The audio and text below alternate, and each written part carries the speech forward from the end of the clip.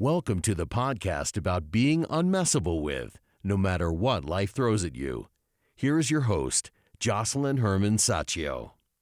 Hey there, welcome to Be Unmessable with the podcast. I am your host, Josselyne Herman-Saccio, and today I want to talk to you about being overwhelmed with tasks and struggling to handle all your responsibilities, especially if you're an entrepreneur or a founder or a CEO. If you notice, you're not alone. If you talk to other entrepreneurs or founders, they're also facing the challenge of balancing everything there is to do and handle. And one of the things when I work with entrepreneurs that we've discovered is a common theme is that people just say it's easier, it's quicker if I just do it myself. Like by the time I train somebody, I could have just done it 7 times over. And while that seems real, if you really look at the long-term benefits of spending the time up front to train somebody to handle a lot of the tasks that you really shouldn't be spending your time doing, it will pay off tenfold down the line. Now, that is something in your own brain as an entrepreneur that you have to kind of reprogram yourself for because you're a get it done kind of person. That's how you ended up having your company most likely in the first place and being successful is by getting stuff done. However, as you get bigger, or if you want to get bigger, you have to start delegating and offloading some of those tasks that no longer make sense for you to do. So there's a few things that I've discovered in my work with people that are dealing with this very challenge and how to maximize their time and be the most effective and efficient during the time that they have. Because the one thing you can't get more of is time. You can build your team and add members, you can build your resources, you can build your skill sets, but time is somewhat finite. Until you get to the quantum conversations, which we're not going to get into in this conversation. But one thing to evaluate when you're looking at what it is that you want to delegate or offload or ask somebody else to take on, or maybe even, create the space for somebody to take the lead on something that you've been taking the lead on.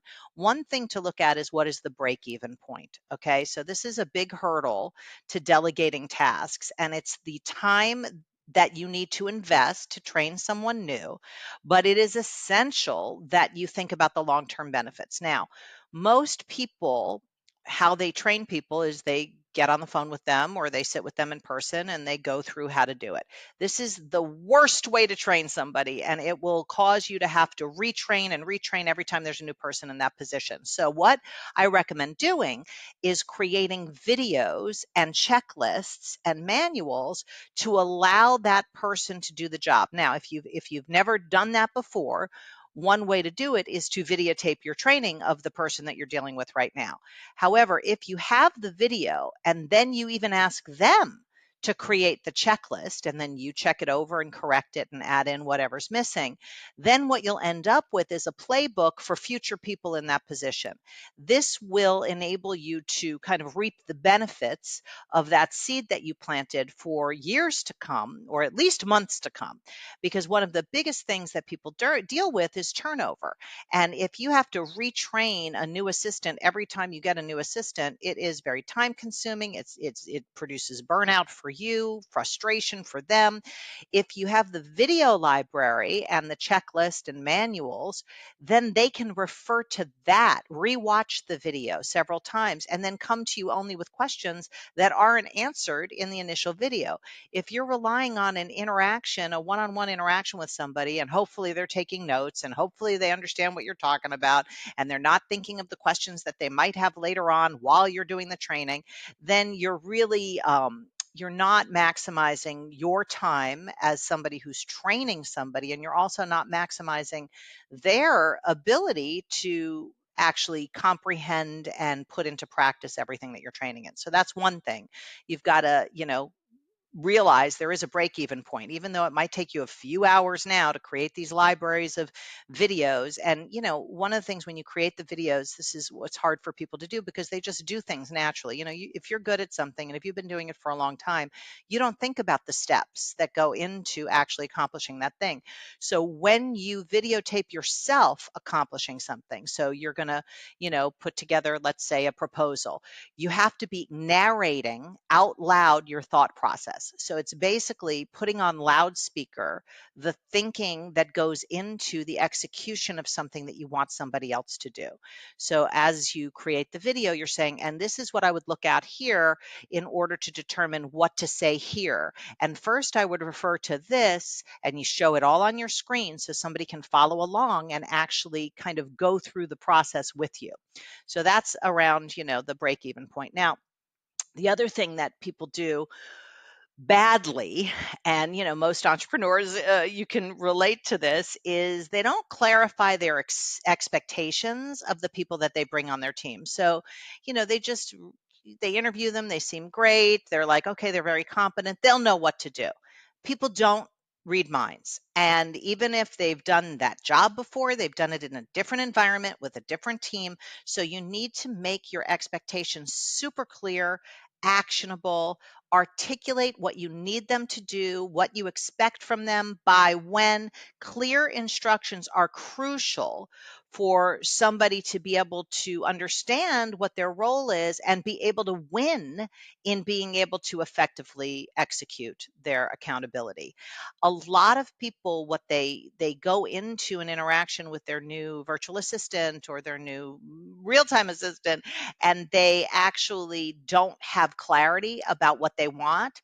They'll say, well, create a system for this, but they don't talk about what they're out to accomplish with that system. Like, what's the objective? Is it to reduce the amount of people that interact with this document? Is it to reduce the amount of time that it takes to execute the entire process? So being very, very specific about your instructions and your expectations in terms of the deliverables is critical. And then there's somebody who I highly recommend buying this book. It's called Buy Back Your Time. It made a big difference for me, and his name is Dan Martell. And he has an exercise in there where you calculate how much your time is worth. So this is something that's worth doing. If you think of it as, pretty much you're going to work 40 hours a week for 50 weeks a year, what is your annual income? And then divide it by 2,000, basically 2,000 hours. And that's what your hourly rate might be if you were being paid hourly. Now, if you're an entrepreneur, you sometimes don't even take a paycheck. So you don't really know until the end of the year what your pay is going to be. But if you can calculate what your time is quote unquote worth, then you can determine who you can hire and how much you can pay them to do jobs that you should not be doing, things that you want to offload. So if you're making $100,000 a year, I'm just making up that number because it's easy to do math, and you divide that by 2,000, then your hourly rate is $50. So basically what that says to you is, if there is an accountability in your company that you are doing, but you could hire somebody for $20 an hour to do that task, it's worth doing because it's less than what you're worth an hour. And then you can be freed up to focus on the things that generate income, that unleash your creativity, that fulfill you and nurture you. So it's a very useful thing to find out what your time is worth. I know you're invaluable and priceless and all of that, but in reality, based on your tax returns, what is your time worth? And that will kind of set the cap at what you can afford to pay someone else to execute those tasks.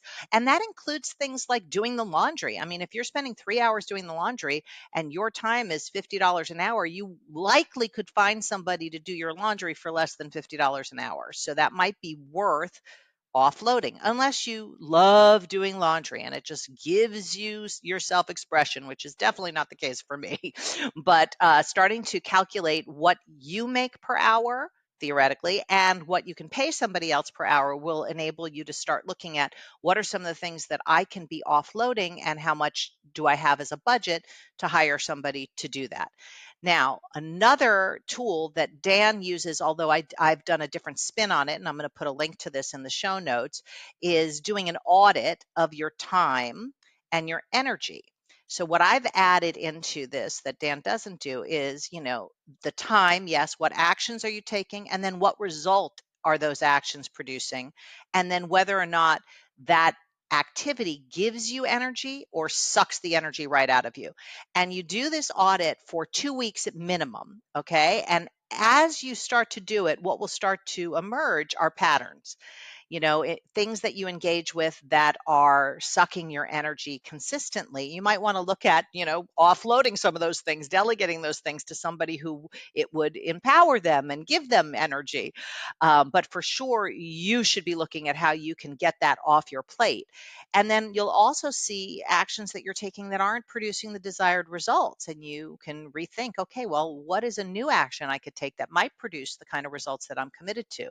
Or you might notice that you're spending a lot of time sort of surfing social media and it's not really giving you energy. It might not be sucking your energy, but it isn't producing results and it certainly isn't producing income. So if you do this audit for, I say 2 weeks is what I would recommend at the minimum, you'll start to see the areas that you need to look at offloading, and then you can use your formula for how much you can afford to spend to hire somebody to buy back that time, as Dan would say. And, just basically, you're going to start to see patterns emerge that you can then take action on to elevate your performance and your organization and optimize your time. One of the things when you do delegate these tasks to someone on your team or a new person, you must be clear in your communication. Clarity is key. If you clearly communicate the steps of what you want somebody to do, the by whens you expect it back, and that way you can manage them from those parameters rather than hope they get it done and hope they figure out that you need it ASAP. ASAP is not a real time. So if you can say, listen, by next Wednesday at 3 o'clock, I would like this back either before or by that time, and then put it in the calendar, invite them to that occasion so that it's in existence for both of you. Those kind of delegation tips can have you be very effective in not only freeing up your schedule, you can position yourself and your team for success as you take your business to whole new heights. So check out the time action energy audit sheet in the show notes, download it, try it for 2 weeks, email me if you have any questions, and I will see you on the next episode of Be Unmessable With, the podcast. Thank you so much for tuning into this episode of Be Unmessable with the podcast. I never take for granted that you have chosen to spend a little time with me during your day or evening, depending on when you're catching this podcast. But I want to make sure that you get value every time you do spend some time with me. So if you are somebody who wants to develop your unmessable with muscles to be able to fulfill your visions in life rather than getting stopped or slowed down or thwarted, then sign up for my newsletter in the link in the show notes, and we will get you tips and strategies and videos and all sorts of resources to support you in your journey to be unmessable with.